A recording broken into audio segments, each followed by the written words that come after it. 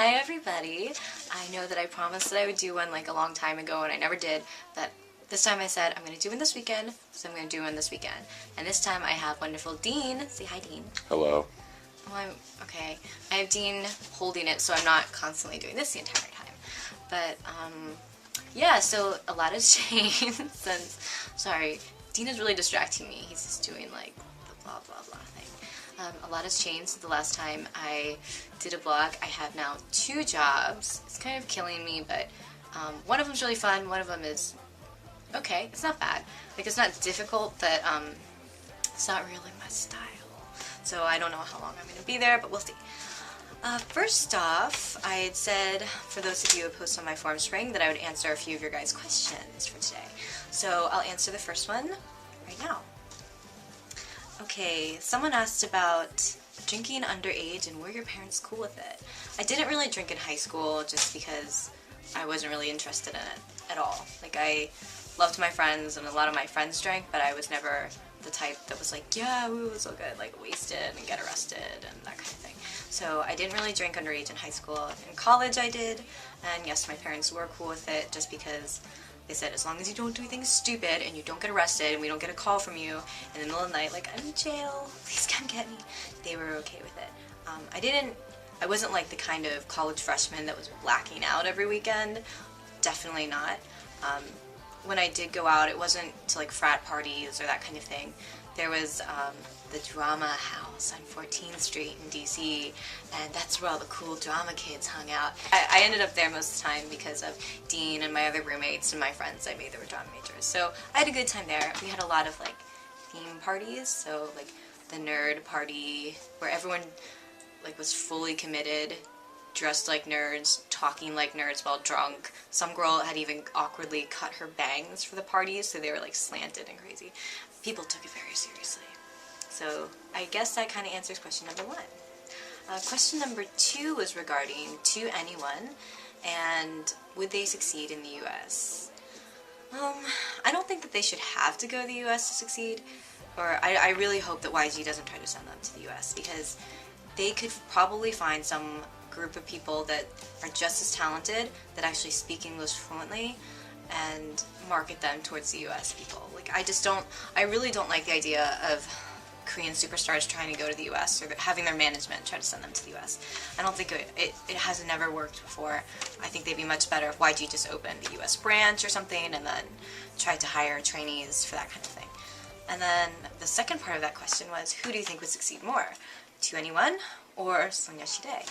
And I'd have to go with 2NE1 just because there are 4 of them.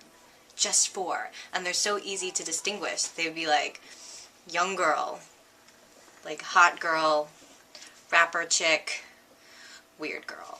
With Girls' Generation, there are 9 of them, and they're all really pretty, but I know that in that situation it could be the kind of thing of like, they all look the same, and why do they only sing like 10 seconds each per song or something like that. So I definitely think 2NE1 would have an edge over Girls' Generation. The third question, Dean, was, what was your first impression when meeting Dean? And how did you what was guys your meet? first impression? Well, we met really normally. Freshman year, I was in a freshman dorm on the 4th floor, and he was on the 3rd floor. So everyone in the first week was going up and down between the floors, hanging out, introducing each other. Everyone's doors were open to promote this, like, please come talk to me. None of us have friends yet. We really want to have friends kind of atmosphere. So I met Dean through that, and he also was in the same major as my roommate, Kirsten. We met randomly as well. And then he started, he would come up and ask for like assignments and help and homework, that kind of thing. What about my twin? And whatever. I'm not explaining that here. And my first impression was I thought he was really cute, but he had a girlfriend at the time. He had just started dating someone. Like, this girl like plucked him, like first week of freshman year. She just had like chosen him, like, I want him as my boyfriend. So I didn't really, I was like, okay, that's cool, I don't really need a boyfriend anyways, I'm not gonna like chase him down. But after a bit they broke up, and then I saw him act in a freshman junior showcase where the juniors were directing, and he was acting out a scene from Barefoot in the Park with my friend Melissa. Melissa, if you're watching this, hello. and I was like, wow, he's really talented. That's very attractive. So then we started hanging out more, like in between classes and everything like that. And then we just started dating. My first impression was cute, some kind of Asian, tall, taken. That's about it. Okay, and let's see, final question. Someone asked, did I have any favorite students as well as students that I didn't like? I think that one, any teacher that says that they don't have favorites is lying. Just straight up, they're lying. Because of course you have favorites, especially when you're teaching the same kids over and over and over for multiple years. So I had some kids that I absolutely loved, and I had them several hours after school, several times a week, plus I saw them during the winter and summer vacations for camps. So I knew them really well, and they became like my little brothers and sisters. And when I left, I had like a party where I invited some of the girls, and like there's one boy who was like desperate to come over and hang out and see my cat and everything. So I invited them over and was like, okay, here's all the clothes that I can't take back with me, and as well as other stuff like my guitar and some shoes and like masks and just weird stuff that you acquire over a few years. So I had them over, and I said, just take whatever you want. So they brought all these trash bags out, and they like hauled all my clothes away. But that was only after several hours of them hanging out there and watching America's Next Top Model and playing with my cat and playing guitar. And it was a great time, and I still keep in touch with those students, and I love them so much. I wish I could adopt them as my little siblings. And then there are the students that I don't really know how to put it other than the fact that they drove me insane. Like middle school kids, particularly the 7th grade students, would try to push any buttons. Like they were so obnoxious, like to the point where, you know, you're just the authority figure and they don't care that you're a person or anything like that. So I really struggled for a while coming up with different disciplinary actions for that, because I didn't want them to hate me. Like, I really didn't want them to hate me, because I knew from experience that, like, if you hate a teacher for one thing and they screw stuff up, you're going to keep disliking them, and you're going to get all your friends to dislike them and disrupt you even more. So I tried to, like, punish them, but let them know it wasn't because I disliked them as people, it was just because they wouldn't shut up in my class, or they weren't doing what they're supposed to be doing. Like, I don't care what they do in their other classes, I don't care what they do in their free time, as long as in my class they at least show some form of respect, and they do a little bit of work, and they're not total jackasses to their classmates. Like, the bullying thing, I couldn't stand in my classes. So those kind of students were difficult, but with the 9th graders, they were easier to handle.